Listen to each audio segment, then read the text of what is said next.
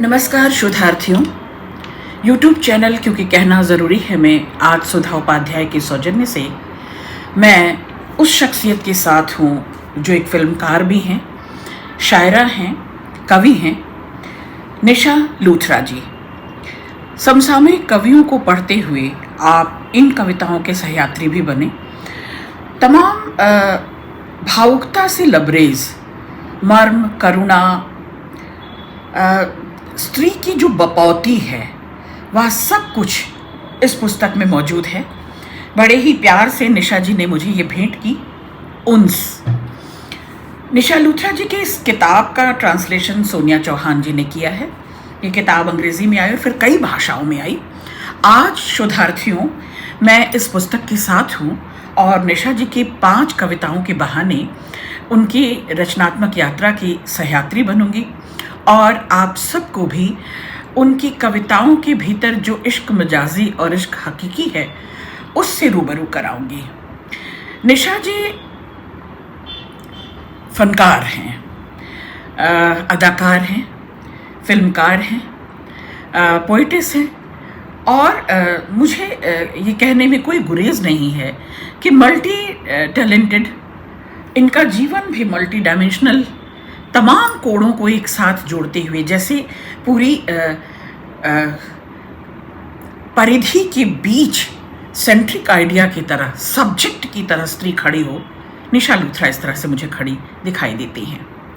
शोधार्थियों, उन लोगों के दरमियान होता है जो वह एक दूसरे के सुख दुख में साझीदार हों, शरीक हों, एक दूसरे के लिए मददगार साबित हों। उनका मतलब होता है अटैचमेंट, फ्रेंडशिप, लव, अफेक्शन और इस सब से जुड़ी हुई जितनी संवेदनाएं हैं, जितने मर्म हैं, जितने करुणा के धरातल हैं, वह सब कुछ इस उन्स में हमें दिखाई देगा। बहुत अधिक बात न करते हुए एक छोटा सा औपचारिक परिचय, जो बकौल मुझे उनके कई साक्षात्कार को पढ़ने का अवसर मिला और मैं बकौल निशा जी के ही मुख से जो वो साक्षात्कार के दौरान अपने लोगों से मुखातिब हुई उसी पर बात करूंगी। पहले उनके परिचय के रूप में देखिए, उन्स जो है ना, एक याद है, एक वाकया जो कभी जीवन में घट चुका है और जो घटित हो चुका, जो कभी हुआ है, जो बीत गया है या जो कुछ हो गुजरा, जो गुजर कर भी रोज रोज हमारे संग साथ गुजरता है, उनसे है। तेरे जमाल क्या तस्वीर खींच दूं लेकिन ज़बां में आंख नहीं, आंख में ज़बान नहीं। निशा जी की कविता लगाव की कविता है। प्यार, दोस्ती, फ्रेंडशिप, स्नेह और स्नेह से लबरेज, स्नेह से जुड़े जितने दायरे हो सकते हैं, जितने डायमेंशंस हो सकते हैं, उन सबको पकड़ती हैं। चंडीगढ़ की कवयित्री और थिएटर निर्देशक निशा लूथरा ने अपनी कविता की पहली पुस्तक उन्स के बारे में बात करते हुए कहा, अपनी ये उन्स संकलन को उन्होंने श्रद्धांजलि स्वरूप अपने लोगों को याद करते हुए, अपने माता पिता को, अपनी बहन को खोने के बाद जो दर्द उन्होंने महसूसा, जो दर्द भीतर ठहर गया, उस दर्द को रिलीज करने के लिए, उस दर्द को, उस घुटन को, उस बेचैनी को, उस पीड़ा को, उस अंतरास को, यातना को रिलीज करने के लिए, उस दर्द से, उस बेचैनी से छटपटा रही थी, मुक्ति के लिए उन्होंने तलब की, उन्स की। तो अपने दर्द को दूर करने के लिए उन्होंने लिखना शुरू किया। बहुत सी कहानियाँ लिखीं, कुछ नाटक लिखे, बहुत सी कविताएं लिखीं। यह संग्रह उनकी बेचैनियों को ही, उनके प्यार की तलब को और इस मतलबी दुनिया में एक मतलब दे जाए, उनका यह संकलन, ये उनका मोटिव रहा।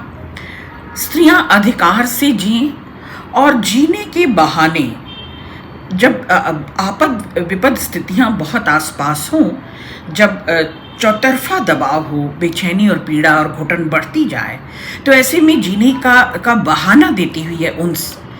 दरअसल उन्स शब्द है प्यार के लिए, स्नेह के लिए और दोस्ती के उन्मान के लिए। तो जिन जिन से उनका जीवन में प्यार रहा, चाहे हकीकी या रूहानी, मिजाजी, तो इश्क हकीकी और इश्क मिजाजी जब मैंने कहा तो दरअसल इसीलिए कहा कि जीवन में जो जो पड़ाव आए, जो जो संबंध आए निशा लूथरा के, वो उस स्नेह को, प्यार को, दोस्ती को किस तरह परिभाषित करती हैं कविताओं में। शुद्धार्थी हम ये भी देखेंगे। निशा जी ने बहुत सारा काम किया है। अमृता प्रीतम, साहिल लुधियानवी, कमला दास से प्रेरित रही हैं। इनके कविता संग्रह में उन लोगों के बारे में एक कलाकार के रूप में उनकी भावुकता को, उनकी संवेदना को, मर्म को, करुणा को पकड़ने की कोशिश की है निशा जी ने, और वह सब कुछ झलकता है इनके पूरे रचनात्मक संसार में। उन्होंने अपने माता पिता और बहन को खोया, और दरअसल बकौल निशा कुछ इनकी कविताएं जो समर्पित हैं, श्रद्धांजलि स्वरूप हैं, वो रिश्ते उनके जीवन का अभिन्न अंग हैं। वो कट के छट कर बाहर अलगाए ही नहीं जा सकते, क्योंकि जिन्होंने उन्हें प्यार किया, पोषण दिया, चाहे वो दिमागी है या मानसिक रूप से जो उन्हें प्रेरित करते रहे, और जिन्होंने कुछ कुछ बनने के लिए उन्हें प्रोत्साहित किया, जो कुछ आज निशा लूथरा हैं, उनको बनाने, संवारने और बिगाड़ने में जिन जिन का सहयोग रहा, उन सबको समर्पित है ये पुस्तक उन्स। शुद्धार्थियों, मैं इस संकलन को पढ़ते हुए कई बार अपने भीतर अपने को खोजती हुई बार बार खोती गई। एक कलाकार, एक स्त्री जब रच रही होती है अपना प्रति संविधान, अपना रचनात्मक विद्रोह, विस्फोट, बेचैनी, तो उसे खोलने का डर होता है, पर यही उसकी ताकत भी होती है। इमोशंस को, सेंटिमेंट्स को वो ताकत बनाती हैं। भाषा एक ताकतवर है उनके पास। बड़ी सरलता से वो अपने जैसियों से कनेक्ट करती हैं। ये निशा लूथरा की खूबी है। इनकी इन कविताओं में दरअसल मुझे 55 तरह की कविताएं हैं, 55 शेड्स दिखाई देते हैं, और एक टूटे हुए दिल की कविताओं में कहानी सा मुझे महसूस हुआ। तो उन कविताओं का पाठ तो मैं आपके साथ करूँगी ही, लेकिन जो अपनाव, जो जुड़ाव, जो लगाव निशा जी को जीवन भर मिलता रहा, वे उन कविताओं से आपको शेयर करते हुए, साझा करते हुए अपने जीवन को, जीवन की कहानी को, भीतर की बेचैनियों को न केवल कविताओं में परोसा है, बल्कि अब एक फिल्मकार के रूप में इस अपनाव, लगाव और जुड़ाव को वो लगातार फिल्मों में भी रूपांतरित कर रही हैं। ये उन्स है 55 हिंदी कविताओं का, ये उन्स है मानव प्रेम का, दिल, दोस्ती, जुड़ाव का। ये उन्स है इश्क हकीकी और इश्क मिजाजी के विभिन्न पहलुओं को दर्शाते हुए। जब याद करूं दिल नादा तुझे हुआ क्या है, आखिर इस दर्द की दवा क्या है। हम हैं मुश्ताक और वो बेजार, हम हैं मुश्ताक और वो बेजार, या इलाही ये माजरा क्या है, या इलाही ये माजरा क्या है। पहली कविता है प्यार हमेशा वापस आता है, यह कभी कहीं नहीं जाता है, यह भेस बदल बदल कर हमें हमसे ही मिलवाता है, प्यार हमेशा वापस आता है। कभी गर्मी की दोपहरी में, कभी बारिश में, हंसी के फुहारों में, हंसी के आंसुओं की धारों में, बोलती शिकायतों में, चुप सी अजनबी मुस्कुराहटों में, तेरे दिल की पुकारों में या मेरी सांसों की आहों में, दोस्ती की शक्ल में या परिवार की सी पकड़ में, किसी मनचले शरारती नीत में या किसी उदास पुराने गीत में, भीड़ से भरी दुनिया के किसी एकांत के कोने में, कभी एक पहाड़ के सन्नाटे में या बारिश सनी मिली मिट्टी की खुशबू में, किसी गलती से मिली आँखों की गर्माहटों में, या किसी पुराने गाने से उठी याद की बुरवाइयों में, प्यार हमेशा मुड़कर आता है, यह कभी कहीं नहीं जाता, यह भेस बदल बदल कर हमको हमसे ही मिलवाता है। प्यार मित्रों केवल जुड़ाव नहीं है, आसक्ति नहीं है, बंधन नहीं है। प्यार उन्मान है, प्यार उड़ान है, प्यार जो आपको उन्मुक्त कर दे, कुंठा रहित कर दे, बैकुंठी कर दे। प्यार वो जो भीतर से आपको सरल तरल कर दे। और जब आप सरल तरल होते हैं, पारदर्शी होते हैं, तो आप सबको अपने में समो लेते हैं और सबके हो जाते हैं। तो प्यार आपको जागृति देता है, उड़ान देता है, उन्मान देता है। और उन्स वही है जो सिखाए कि जब जब रिश्ते किसी भी रूप में, किसी भी भूमिका में आए, कोई भी रोल हमारी लाइफ, हमारी ज़िंदगी में किसी भी भूमिका में ये संबंध आए, प्यार आए, प्रेम आए, तो प्रेम लबालब करता है, सराबोर करता है। दूसरी कविता है, आप कहे भी तो क्या कहें, जब जाते जाते तुमने ही पीछे मुड़कर हमें नहीं देखा, जब किन्हीं मस्तानी आँखों में या किसी के घने काले बालों में या किसी की बहकी बहकी चाल में या किसी के गोरे गोरे गालों में तुमने हमें नहीं देखा। अब कहें भी तो किसी से क्या कहें, अब जब जाते जाते तुमने ही पीछे मुड़कर नहीं देखा, जब दूरियां एक दिन से एक हफ्ते में, एक हफ्ते से एक महीने में बदल जाएं, जब किसी गाने में, किसी खाने में, किसी के कुछ मीठा सा कह जाने में, किसी के कुछ तुम्हें हमारी याद ना आए, जब कहीं भी तब कहीं भी तो क्या कहें। देखो हम दोनों ही कितने झूठे निकले, कहते थे साथ न होंगे तो मर जाएंगे, अगर एक दूसरे के ना हो सके तो शायद किसी के ना हो पाएंगे। पर हम अब भी समय की मार पर हैरान हैं, जो पल हमने जिए वो आज भी दिल में घर बनाए तैनात हैं। तुम जब अलग हुए तो संवर गए, हम जब अलग हुए तो बिखर गए, सब पल न जाने कब वक्त की राह पर बिसर गए। गर गम इस बात का नहीं जो हुआ वो हो न सका, बस इस बात का है जो भी हुआ वो मुझ में खो न सका। बस जिए तो इन यादों में रहे, उन अनकहे अनसुने वादों में रहे, अब कहें भी तो किसी से क्या कहें, जब जाते जाते तुमने ही मुड़कर नहीं देखा। स्त्रियां नॉस्टैल्जिया में जीती हैं, नॉस्टैल्जिक होती हैं, और सुधियां स्मृतियां उनकी समृद्धि है, उनकी पूंजी है। अपनी यादों को जो बेतरतीब होती हैं, जो किसी कंटिन्यूटी में नहीं होती, यादों का एक सैलाब आता है, एक अनबूझा सैलाब आता है और उसमें डूबती उतराती जाती हैं। तो ये सुधियां, ये स्मृतियां, ये यादें स्त्रियों की बपौती हैं, उनकी बेशकीमती, उनका पूंजी हैं, उनकी धरोहर हैं। और उन स्मृतियों में जो कुछ जीवन बीत गया, रीत गया, उसको पुनः पुनः वो जीती है, तो किसी प्रसव पीड़ा सी बेचैनी पाती है, उस दर्द से बार बार गुजरती है।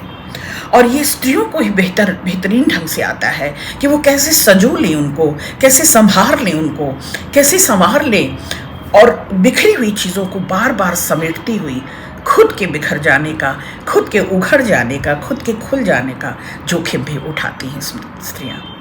तीसरी कविता, किसी भी बात का कोई मायना नहीं रहा, एकदम से जब कुछ बिखर पड़ा था, मेरे दिल के कमरे में उन ताश के पत्तों की तरह जिन्हें बड़ी ही एहतियात से संवारा और एक पिरामिड की तरह जोड़ा गया हो, लेकिन ऐसा लगा मानो एक हवा के हल्की से झोंके ने मेरे उस प्यार से संजोए पत्तों के किले को तहस नहस कर दिया, कि मेरे दिल के उस कोने में कई हंसी के ठहाके रो रहे थे, क्योंकि उन्हें कोई समझ नहीं पाया था।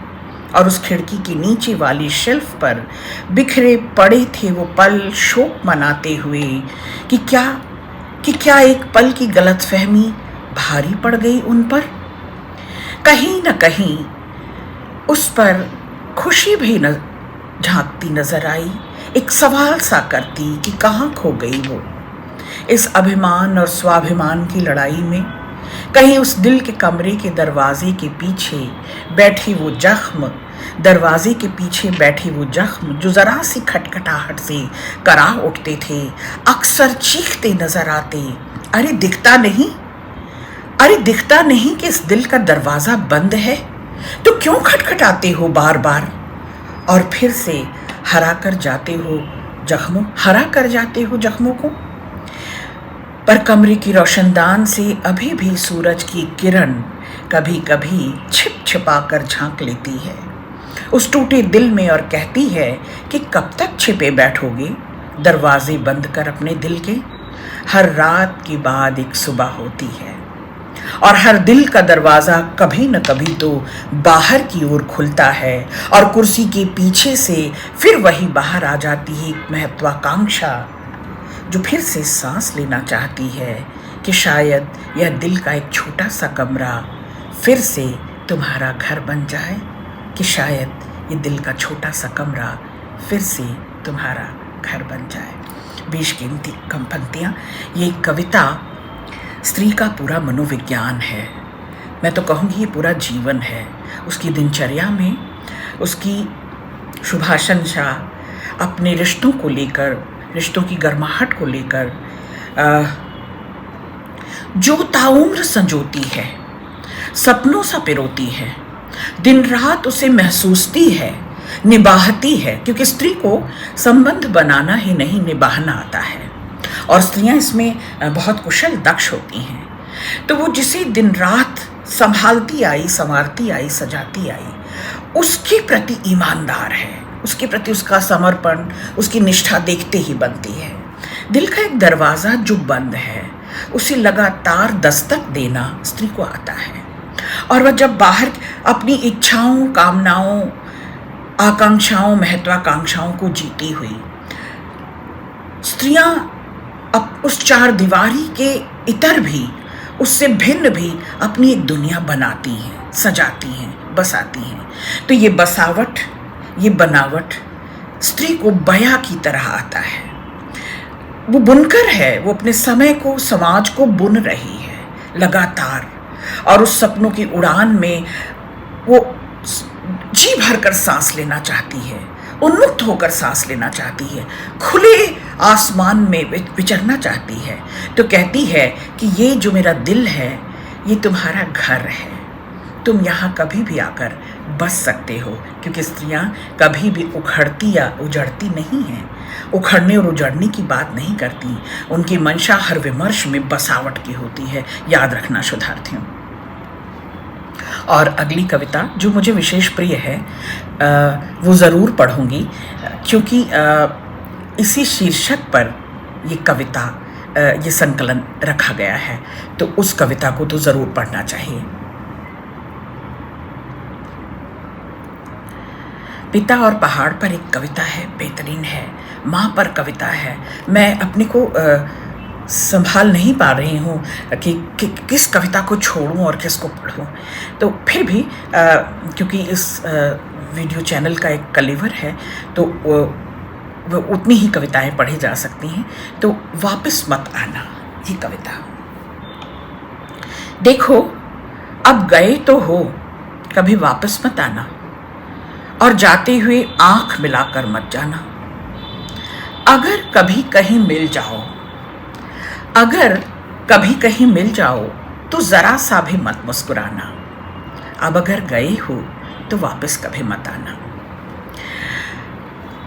और वो अपनी शिकवे शिकायतों की पोटली को साथ लेते जाना। सुनो, बारिश होगी तो दिल को तरसाएगी। जब कभी कोई नया मंजर कहीं देखो तो फोन उठाकर मेरा नंबर मत मिलाना, बस उसे देखना और फिर किसी नए साथी के साथ कुछ नई यादें बनाना। सुनो, वो हमारे वाले जोक्स कभी किसी को मत सुनाना, और वो मेरे वाला गाना तो कभी किसी के लिए मत गाना। और अगर कभी गलती से किसी मोड़ पर हम मिल जाएं तो एक अजनबी बताकर बस आगे बढ़ जाना, क्योंकि अगर तुम रुक गए तो आंखें सच बोल देंगी। तो लोगों के सामने क्या गले लगा पाओगे? चले तो गए हो, पर क्या कभी हमें भुला पाओगे? तो जाते हुए आंखें मिलाकर मत जाना, और अब गए हो तो वापस कभी मत आना। और अगर कभी गलती से मिल जाएं तो ज़रा भी मत मुस्कुराना। चलते जाना, चलते जाना, चलते जाना। शोधार्थियों, आप देख रहे हैं एक स्त्री अपना निजत्व, अपनी अस्मिता, अपनी आइडेंटिटी को सुरक्षित रखती है। उसका आत्मसम्मान, उसका स्वाभिमान उसकी पूंजी है और वो ताउम्र उसे बचाने के लिए, उसकी सुरक्षा और संरक्षण के लिए पूरी जद्दोजहद में होती है, कश्मकश में होती है। और अपने स्वाभिमान को ताक पर लगाकर एक बार अस्वीकृत हुई, एक बार निरादरित हुई, एक बार अनदेखी अनसुनी की गई स्त्री फिर दोबारा उन परिस्थितियों में, उन स्थितियों में, उन घटनाओं में उस व्यक्ति के साथ जुड़ना गंवारा नहीं करती। तो जो बर्दाश्त के बाहर है कि एक नेह नाता, एक संबंध, एक बंधन जो स्वेच्छा से उसने चुना था, जो स्वेच्छा से उसने बनाया था, जो इश्क उसकी हकीकत बन गया था, जो उसका मिजाजी इश्क उसका हकीकत बन गया था, उस रूहानी इश्क को वह वास्तविकता में जीने लगी थी। और आज जब वही इश्क उसे बेदखल कर लौट जाना चाहता है, मुंह मोड़ लेना चाहता है, तो वह उसे दोबारा जीवन में लौटने नहीं देती। वह वो वायदा बार बार लेती है, अपने मन के खिलाफ जाकर, अपनी इच्छाओं कामनाओं के खिलाफ जाकर, अपने संवेदन को संभाल कर, अपने मर्म और करुणा को सहेज कर, संभाल कर, उस पर कई तरह के क्या कह सकते हैं, दबाव रखती होगी निश्चित तौर पर, कई समझौते भी करती होगी निश्चित तौर पर, और उसके बाद कहती है लेकिन दोबारा उस दंश को, उस ठेस को, उस पीड़ा को मैं बर्दाश्त नहीं कर सकूंगी, तो दोबारा लौट कर मत आना। इन्हीं बेहतरीन पंक्तियों के साथ हम निशा लूथरा की और तमाम कविताओं के पढ़ने के आग्रही होंगे और मैं ये शुभकामना दूंगी कि वो दोबारा एक नए संकलन के साथ, एक नए उन्स के साथ, एक नया उन्मान और उड़ान भरें। एक कविता शोधार्थियों जो मुझसे छूट गया, पर मैं चाहती हूँ कि वो पढ़ूँ क्योंकि ये एक फ़लसफ़ा है कविता। मैं इसी से इस वार्ता को, इसी कविता से इस वार्ता को ख़त्म करूँगी। कैसे कैसे रूप बदलती है ज़िंदगी, थोड़ी आड़ी टेढ़ी चलती है ज़िंदगी। कभी इस प्रकृति को डराती है और कभी इस प्रकृति से डरती है ज़िंदगी। जो ज़रा सी भी हमें सुकून न लेने की थी कल तक, आज कीड़ी की चाल न चलती है ज़िंदगी। हाँ हाँ, अगले महीने जाएंगे ना माँ बाबा को मिलने, आज समय होने पर भी एक आंख भर अपनों से मिलने को तरसती है ज़िंदगी। कैसे कैसे रूप बदलती है ज़िंदगी। हाँ, कल शायद सरकारी वैन आएगी राशन देने को, आज एक समय के बाद समय के खाने को भी तरसती है ज़िंदगी। मिलकर एकजुट रहने को जहाँ संस्कार माना जाता था, इंसान इंसान को छू जाए आज डरती है ज़िंदगी। किसी को साल, किसी को महीने और किसी को दिन ख़त्म होने से डर लगता है, क्योंकि पल पल करवट बदलती है ज़िंदगी। कैसे कैसे रूप बदलती है ज़िंदगी। हर रंग कुछ कह रहा है कि फ़िज़ा में बहार है, आसमान सफ़ीना दिखा रहा है, पक्षी झूम कर गा रहे हैं, गुलाब के फूल की टहनी भी कई रंग ओढ़ हवा के सुर पर इठला रही है। हर मोड़ पे हैरान करती है ज़िंदगी, कैसे कैसे रूप बदलती है ज़िंदगी, कैसे कैसे रूप बदलती है ज़िंदगी। तो ये एक इकलौती स्त्री की कहानी नहीं है, इसमें वो तमाम स्त्रियां झलकती हैं जो ताउम्र निर्वाह में, निबाह में और समझौतों में अपनी उम्र को सिझा देती हैं, धीरे धीरे सींचती हुई, चक्की में खुद को पीसती हुई, जात में कूटती हुई, अपने आप को उस पूरे फ्लो के साथ, उस गति के साथ, उस त्वरा के साथ जोड़ लेती हैं जो जीवन सतत है, कंटिन्यूटी में है, लगातार है, चरैवेती चरैवेती। पर जब करवट बदलती है ज़िंदगी और कई बार ऐसे आंदोलन आ जाते हैं, कई बार ऐसे परिवर्तन आ जाते हैं, वो बदलाव देखने को मिलते हैं जो मन ने कभी स्वीकार ही नहीं किया, एकदम औचक सा रह जाता है मन, एकदम अचंभित से हो जाते हैं हम कि ये प्रत्याशित था, ये तो होना ही नहीं था। ऐसी घटनाएं जीवन में जब घट जाती हैं, जब हम उन यादों के सैलाब से गुजरते हैं तो सोचते हैं थोड़े क्षण के, थोड़े समय के लिए रुक गए होते, थोड़ा सा जी लिया होता, थोड़ा सा अपनों के साथ हंस बोल कर बैठ कर समय गुजार लिया होता, थोड़ा हम समय निकाल लेते और अपनों के साथ जुड़ते, तो जो आज रीत गए हैं, जो बीत गए हैं, जो छोड़ गए हैं, वो तो मोह मुक्त हो गए, पर हमारा मोह, हमारे भीतर का वो द्वंद्व, हमारा इनर सेल्फ जो बार बार कौंधता है, बार बार सवाल खड़े करता है कि क्या फिर से वो जिंदगी जी जा सकती है। बेशकीमती कविताएं। बहुत मुबारक निशा, बहुत प्यार।